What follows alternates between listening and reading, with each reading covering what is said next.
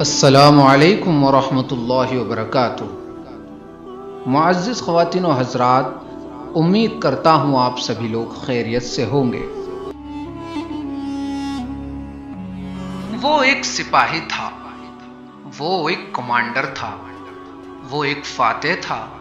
اس نے اپنے وقت کے سپر پاور کو کچل دیا، اس نے فارس کی سلطنت کو کچل دیا، اس نے رومیوں کو کچل دیا، اس نے عراق فتح کیا، ایران فتح کیا، آرمینیا کو فتح کیا، اردن کو فتح کیا، اس نے شام کو فتح کیا۔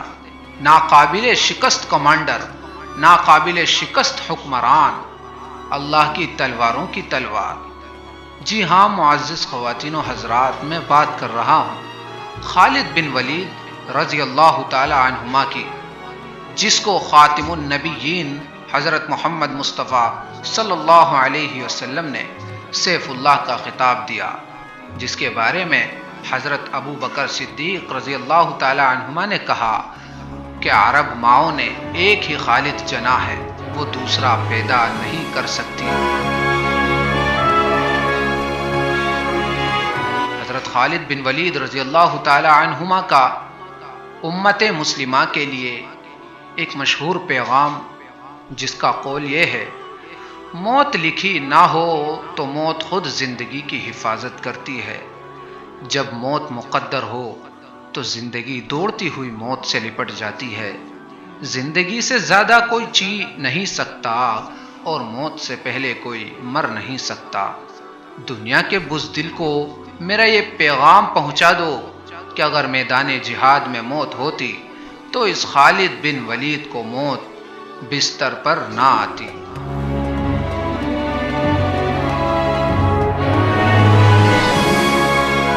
معزز خواتین و حضرات، حضرت خالد بن ولید رضی اللہ تعالی عنہما مکہ معظمہ کے ایک بے حد طاقتور اور دولت مند قبیلے بنی مخزوم میں پیدا ہوئے۔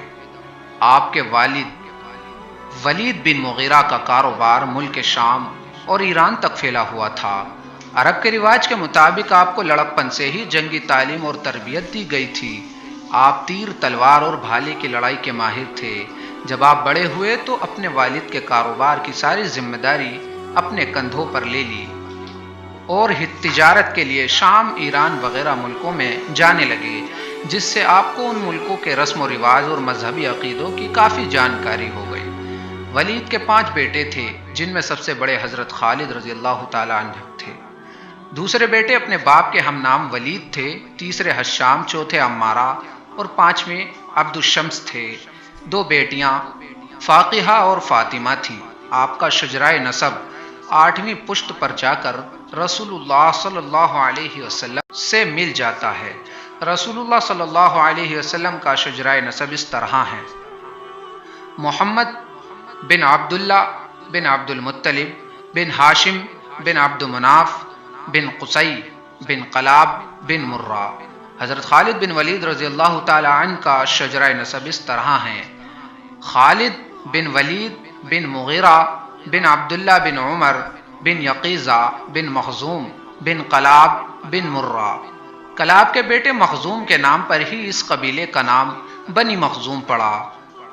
آپ کے بچپن کے دوستوں میں حضرت عمر فاروق رضی اللہ تعالی عنہ، فاتح مصر حضرت عمرو بن عاص، عمر بن حشام، جو آگے چل کر ابو جہل کے نام سے مشہور ہوا، یہ سب آپ کے خاص دوستوں میں تھے۔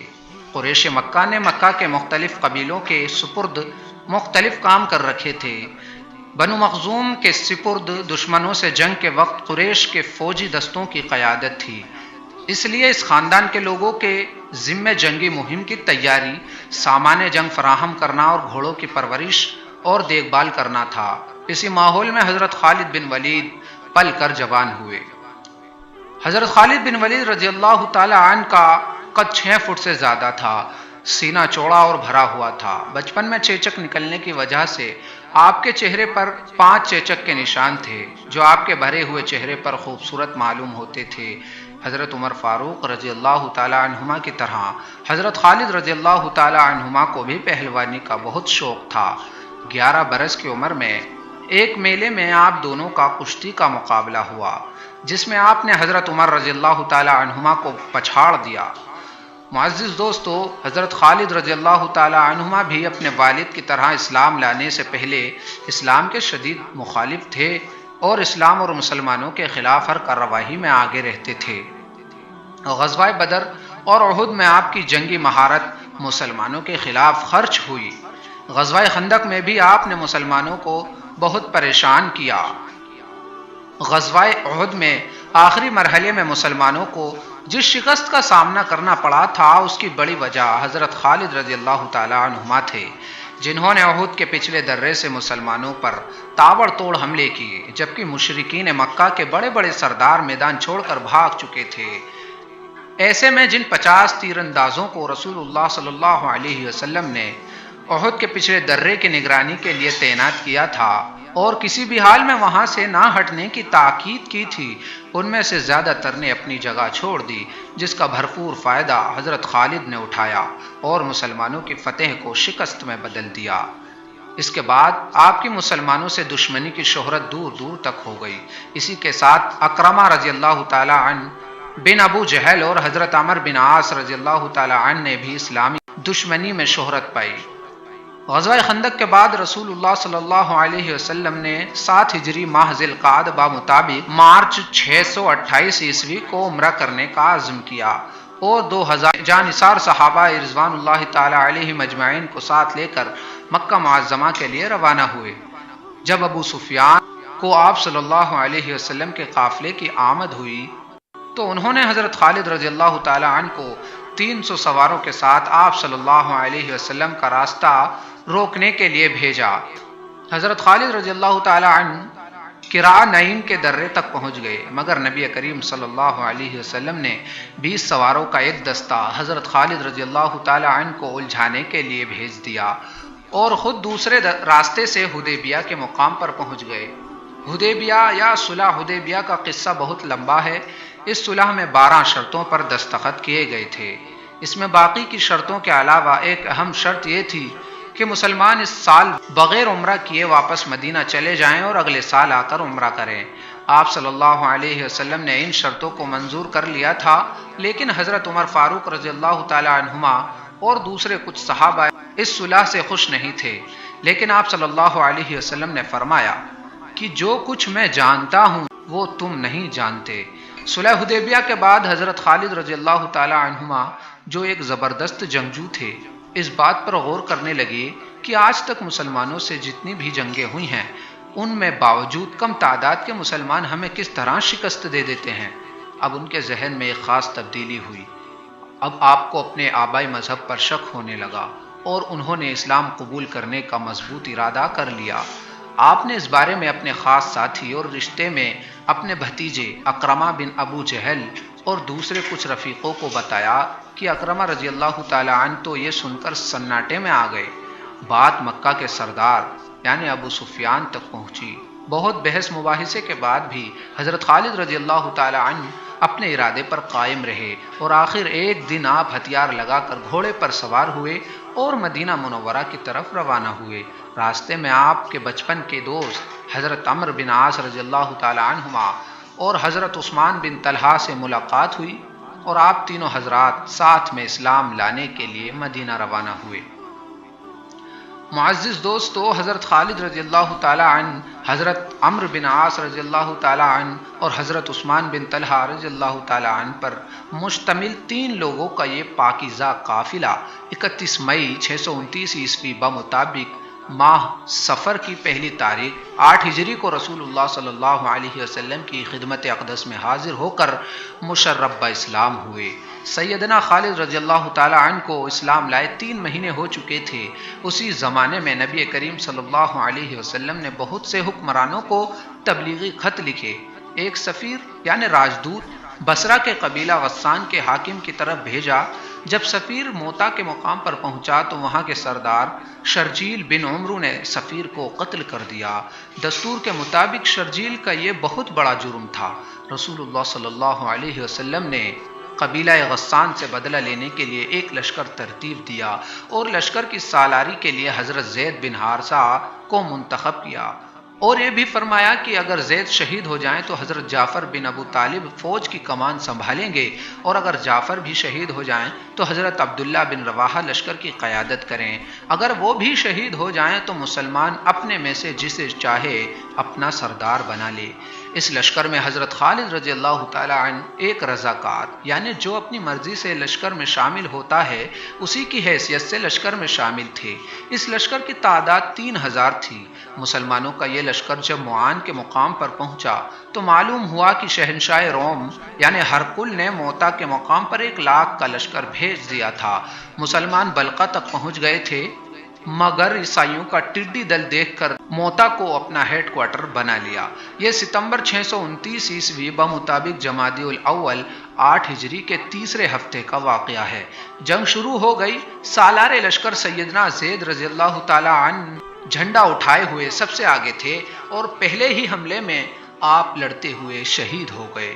اب جھنڈا سیدنا جعفر رضی اللہ تعالی عنہ نے سنبھالا، جلد ہی آپ بھی شہید ہو گئے۔